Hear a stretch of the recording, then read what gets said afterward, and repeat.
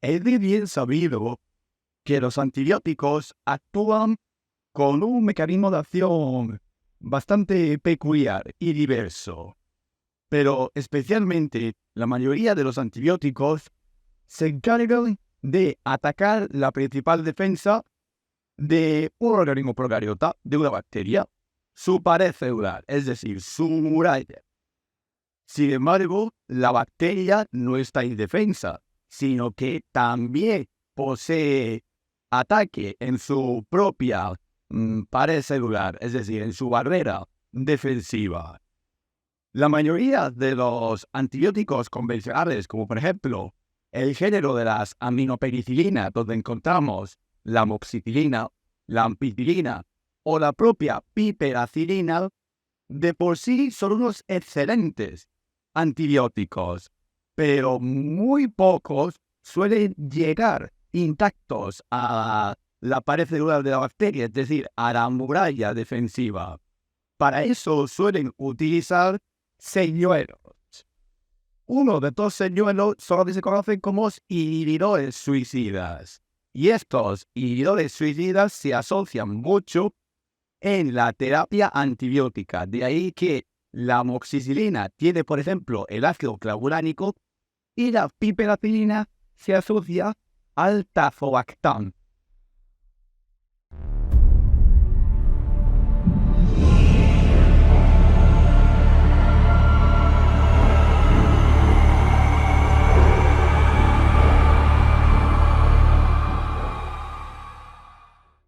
La piperacilina es un fármaco que pertenece a la familia de los antibióticos y dentro de los mismos pertenece a la familia de los bactericidas de carácter aminopenicilínico, es decir, a las aminopenicilinas, con otros semejantes como son la amoxicilina o la ampicilina.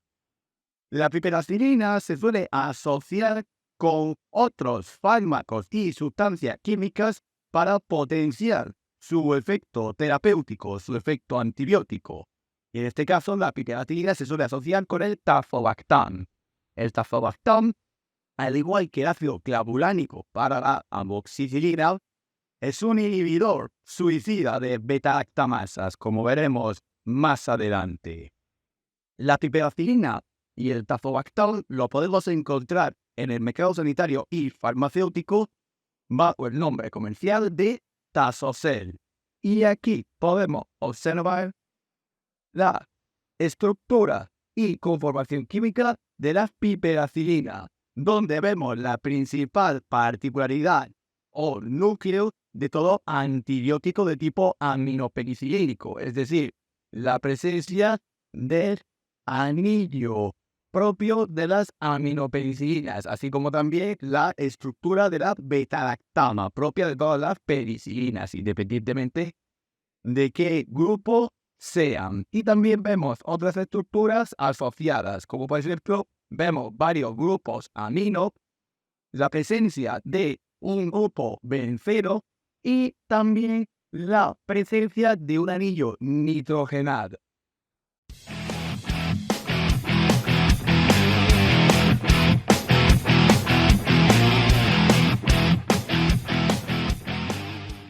Al igual que el resto de su familia, es decir, de las aminopenicilinas, la piperacilina con el tazobactam se utiliza para el tratamiento de infecciones bacterianas, siendo la piperacilina un antibiótico de amplio espectro. Se puede utilizar tanto en bacterias de tipo gram positivas como gram negativas, así como también en los grupos aerobios y anaerobios. Pero especialmente la piperacilina con el tazobactam se tiene que utilizar en las enfermedades de cepas procariotas que sean sensibles a la acción de la piperacilina. Y usualmente la piperacilina se suele utilizar como última opción para evitar la aparición de resistencias, es decir, utilizar la piperacilina cuando otras alternativas farmacológicas antibióticas han fracasado.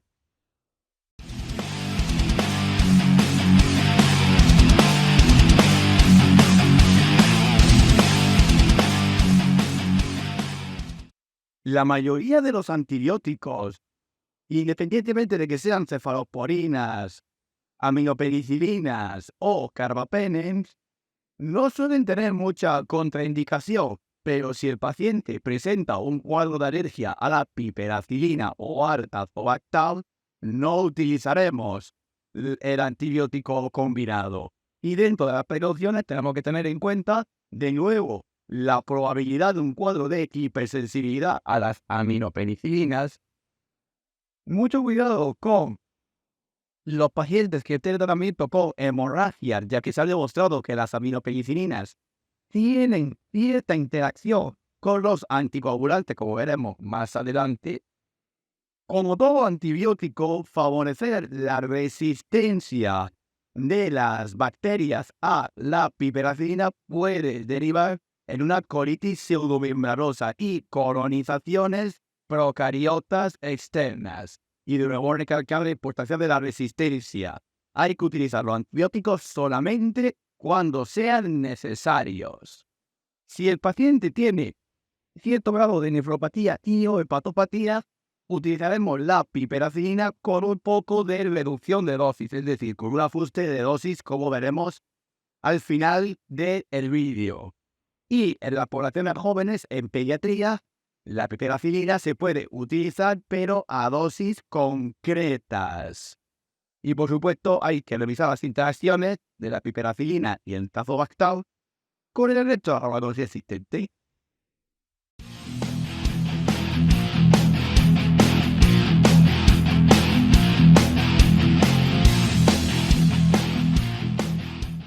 El mecanismo de acción de la piperacilina es idéntico, absolutamente igual que el resto de su familia antibiótica, es decir, las aminopenicilinas.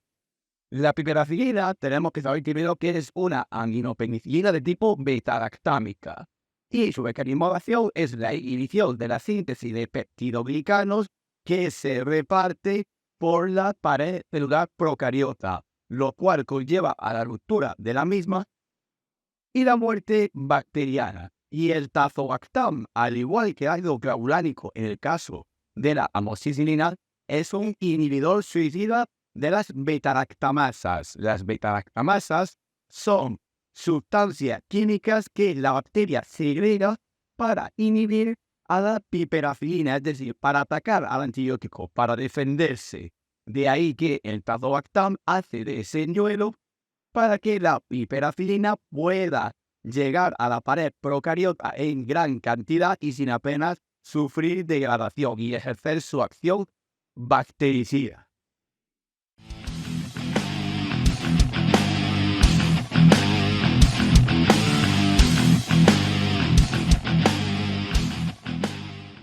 La vía de administración más usual de la piperacilina con el tazobactam suele ser la vía parenteral, tanto de tipo intravenosa, periférica y o central, como también se puede utilizar la vía intramuscular.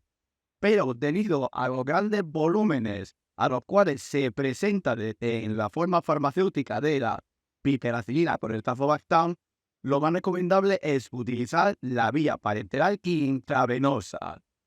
Y la piperacilina la podemos encontrar en el mercado sanitario y farmacéutico con una presentación de 4 gramos de piperacilina que se asocian a medio gramo de tazobactam y de ahí seguir las proporciones.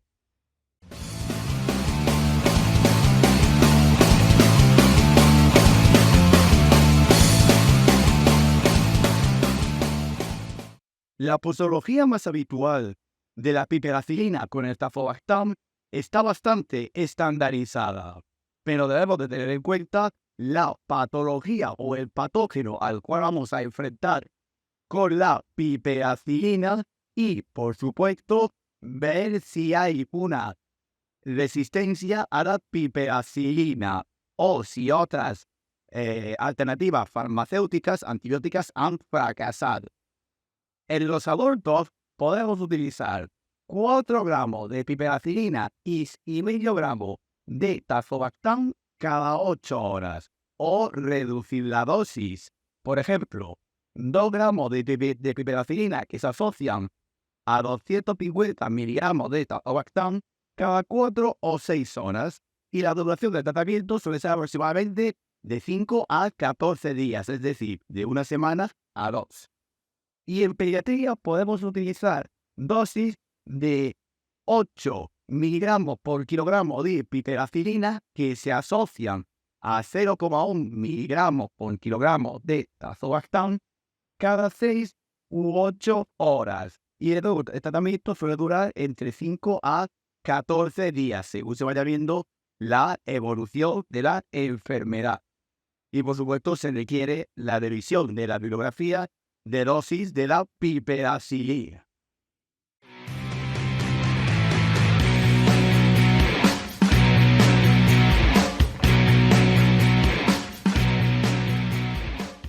Dentro de la compatibilidad e incompatibilidad de la piperacilina y el tazobactam con el resto de la farmacología existente, debemos de realizar una exhaustiva comprobación bibliográfica de qué fármacos se pueden administrar a la vez o no con la piperacilina, ya que la misma se ha evidenciado que tiene mucha compatibilidad con la gran mayoría de los fármacos existentes, pero aún así todos los antibióticos siempre es preferible no mezclarlo y administrarlo por vía única o por una luz de la vía.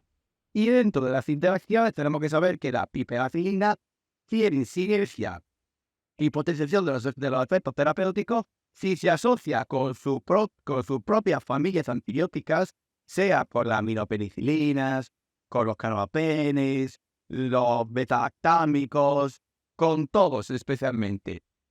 Y también tiene interacción positiva con los bloqueadores neuromusculares y con los anticoagulantes orales, como puede ser la warfarina o el Sintrom. Por lo cual es muy importante, si el paciente está en tratamiento con los anticoagulantes, ver la dosis de piperacilina e ir ajustando el tratamiento según sea necesario. Y en algunas pruebas diagnósticas, como casi todos los antibióticos, pueden ocurrir falsos positivos, es decir, la piperacilina puede enmascarar o incluso quitarle hierro a ciertos valores diagnósticos.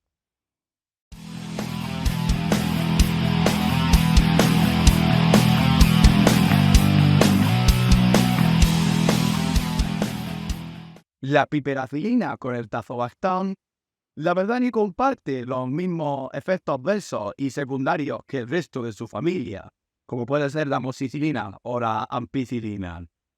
La mayoría de los efectos adversos que se pueden derivar de la administración de la piperacilina son la aparición de dispepsia y de diarrea, así como también a nivel de la punción intravenosa, es decir, de la inyección local, puede haber dermatopatías, como puede ser flebitis, un aumento de la fiebre, también puede producirse prurito, hinchazones, dermatizaciones.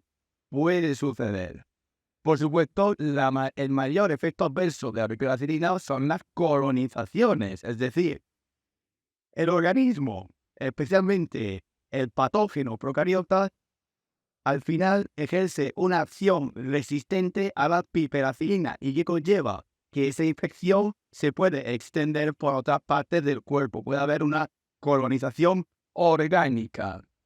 Y también puede haber unas alteraciones de las enzimas hepáticas, ya que la piperacilina, como en la mayoría de los antibióticos, tiene un alto metabolismo hepático, y alteraciones en la sangre, como por ejemplo neutropenias, leucopenias o trombopenias. De ahí los falsos positivos que puede dar la piperacilina o los antibióticos en general con algunas pruebas diagnósticas. Y en el embarazo y la lactancia, la piperacilina tiene categoría C, es decir, no se debería administrar tanto en la gestación como en la lactancia, pero no porque se hayan evidenciado daños tanto en la gestación como en el lactante, sino por la falta de evidencia, por la falta de ensayos, tanto en la gestación como durante la lactancia, por lo cual la piperacilina es mejor evitarla en ambas situaciones, a no ser que el riesgo sea proporcional al beneficio que se logra en los pacientes.